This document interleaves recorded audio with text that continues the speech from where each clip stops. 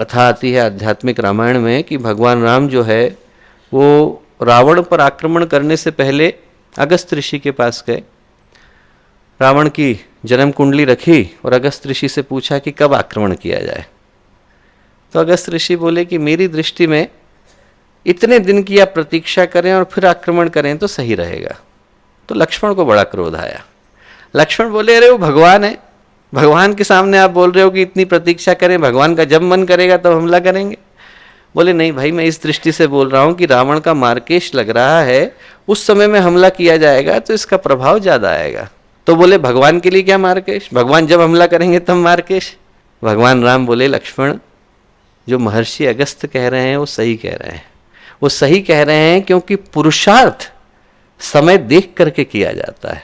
और जो बात बोली वो बहुत प्यारी बोले दरवाजे में लात मारने से कोई फायदा नहीं है यदि दरवाजा खुलने वाला हो। दरवाजा खुलने वाला हो तो लात मारने की क्या जरूरत है, प्रतीक्षा कर लो, 2 मिनट में दरवाजा खुलने वाला है तब चले जाना। वैसे ये दरवाजा खुलने का समय है, जिस समय प्रकृति की जो शक्तियां होती हैं उनके अंदर ऊर्जा ज्यादा होती है, उस समय में यदि व्यक्ति उस ऊर्जा का संदोहन करने का प्रयत्न करता है तो जो सामान्य समय में समय लगता है, जो काम करने में व्यक्ति को महीनों लग जाते हैं, वो काम 9 दिन की साधना से संपन्न हो जाता है। अनुष्ठान के समय में पहली बात है समय की विशेषता, और दूसरी बात है कि कितनी देर का समय, कितनी देर के लिए अनुष्ठान किया जाए। हर चीज को करने के लिए एक समय देना पड़ता है। आप घर में चाय बना रहे होंगे तो चाय खौलाने के लिए रखते हैं, तो ऐसा थोड़ी कि भी चढ़ाई और तुरंत निकाली और चाय तैयार, ऐसा थोड़ी होता है। चाय को खौलाने का समय देना पड़ता है। खाना बना रहा हो तो खाना बनाने के लिए समय देना पड़ता है। जैसे आप किसी व्यक्ति के पास जाओ और उससे कहो कि साहब आप पढ़ाओ, हमें ये वाला सिलेबस जरा पढ़ा दीजिए, आप जरा हमें योग सूत्र पढ़ा दीजिए पतंजलि का।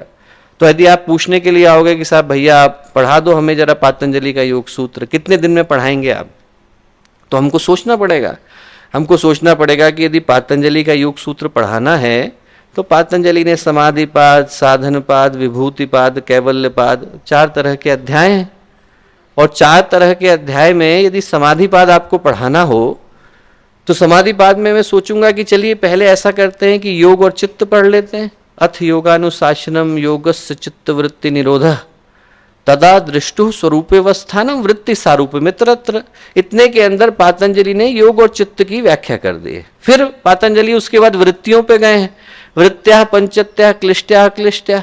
फिर बोलते हैं प्रत्यक्ष प्रमाणानुमानी अनुमानी, प्रमाण विपर्य विकल्प निद्रा स्मृति, प्रत्यक्षानुमाना गमनानि प्रमाणानि, मिथ्या ज्ञान मतद्रूप प्रतिष्ठम। हमें पता है कि यदि इतना पढ़ना है तो इतना पढ़ने के लिए हम लोगों को कितने दिन के अध्ययन की आवश्यकता होगी।